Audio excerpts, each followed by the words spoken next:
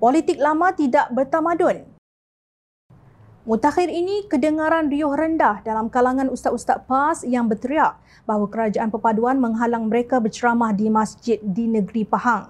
Menurut ahli jawatan kuasa kerja PAS Pusat, Ustaz Nasruddin Hassan, tindakan tersebut adalah arahan daripada Exco berkenaan dari Kerajaan Gabungan BNPH Negeri Pahang. Fenomena ini sangat mengecewakan sementara YB yang diarah batalkan kuliah pengajiannya di masjid itu adalah figura yang berilmu dan mendapat pendidikan Islam yang formal serta mempunyai ijazah dalam bidangnya. Memberi ilmu dan mendidik masyarakat adalah sebahagian dari tanggungjawab pemimpin, ujarnya. Nasruddin berkata seorang wakil rakyat juga bertanggungjawab membekalkan ilmu akhirat dan membentuk pemikiran serta peribadi rakyat agar lahir insan dan masyarakat yang solehah. Kenapa harus mereka dihalang dari menjalankan tugasan ini? Apakah Exco terbabit mahu membalas dendam dan menghukum adun PAS kerana mendapat kemenangan besar dalam pilihan raya tempoh hari? Soalnya. Beliau mempertikai larangan tersebut kerana katanya hakikatnya dendam dan hukuman tersebut turut menimpa rakyat yang juga dahagakan ilmu. Bukankah Malaysia negara demokrasi dan pilihan raya diadakan untuk rakyat memilih? Redha dan terimalah ketetapan Allah Subhanahu Wa Taala yang telah diterjemah melalui pilihan yang telah dibuat oleh rakyat, ujarnya.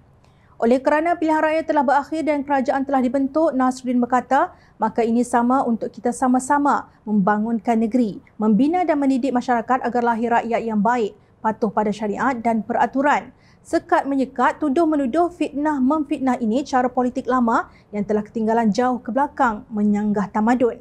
Kerajaan juga wajar mengiktiraf pembangkang agar menjalankan tugas semak dan imbang bagi melahirkan kerajaan yang kompeten. Tidak perlu sesak nafas dengan kewujudan pembangkang. Semua berperanan dengan sudut masing-masing demi agama, negeri dan rakyat keseluruhannya, tegasnya.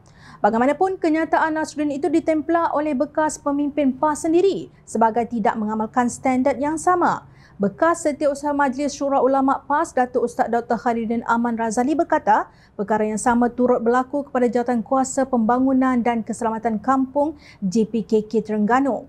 Saya pun tidak bersetuju kerana berbeza politik menjadi sebab sekat menyekat kuliah. Namun ia juga berlaku di Terengganu. Kuliah yang dipersetujui dibatalkan kerana arahan pimpinan tertentu.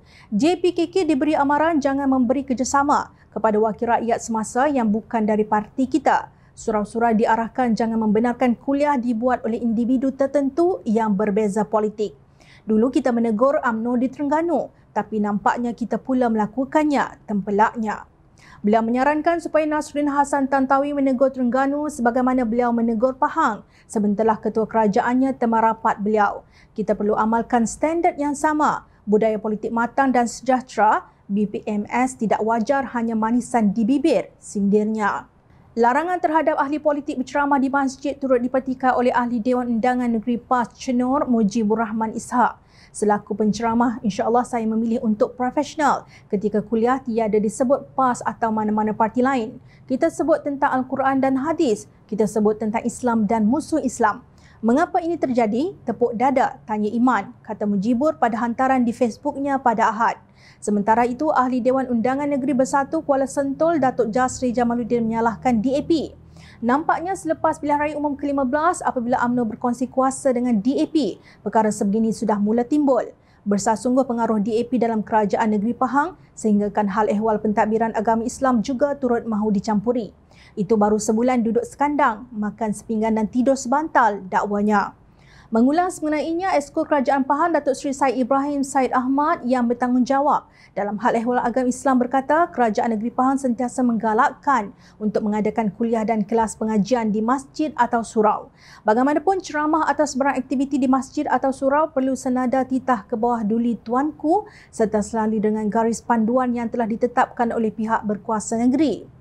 Kerajaan negeri mengambil perhatian yang serius terhadap titah ke bawah duli tuanku yang telah menitahkan supaya masjid tidak dipolitikkan dan tiada sebarang ceramah yang dianjurkan oleh mana-mana parti politik di masjid atau surau, sama ada mereka yang memihak kepada pembangkang mahupun kerajaan. Ia demi menjaga kemaslahatan dan keharmonian masjid atau surau itu sendiri agar terus diimarahkan dengan jayanya, tegas beliau dalam satu kenyataan. Nampak tak?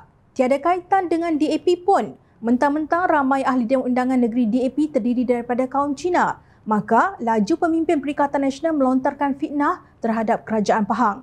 Secara tidak langsung mereka memfitnah Ketua Agama Sultan Pahang. Jangan lupa, Sultan Pahang Al-Sultan Abdullah Riayatuddin Al-Mustafa Billah Shah adalah yang di-Pertuan Agong. Berkata benarlah siapa sebenarnya yang sedang mengamalkan politik lama yang tidak bertamadun, iaitu politik toksik berbaur perkauman.